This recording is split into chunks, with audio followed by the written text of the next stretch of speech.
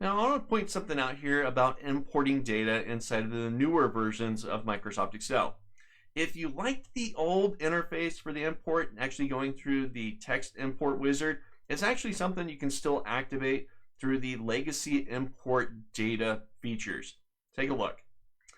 If I go back to my data tab, top of my screen, I can go into get data, and currently on my system, I have an option for legacy wizards. Let me click outside of this table. So data, get data, legacy wizards, and I've activated two of them. I've activated both the access wizard and the text legacy wizard as well. My options there. Now, if you go in your data tab to get data, you may not see the legacy wizard options there because it's actually something you have to turn on inside of the Excel options. Take a look. So I'm going to go to my File tab.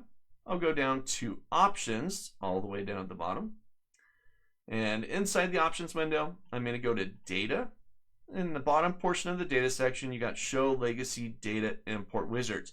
So I've turned on both the Access and the Text Legacy Wizards.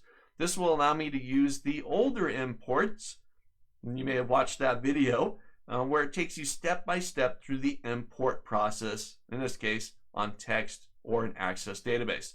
So once you turn those on, and that will then become an option on your data tab, get data, and you'll have your legacy wizards right there. So just an FYI for those newer Excel users, you can turn those on if you want the older wizard. Some people feel like they get a little bit more control over the initial import instead of those steps, or they just don't want to go through the Power Query operations with transforming data. Okay? Whatever the case is, you have it there. You can still activate it in the newer editions of Microsoft Excel.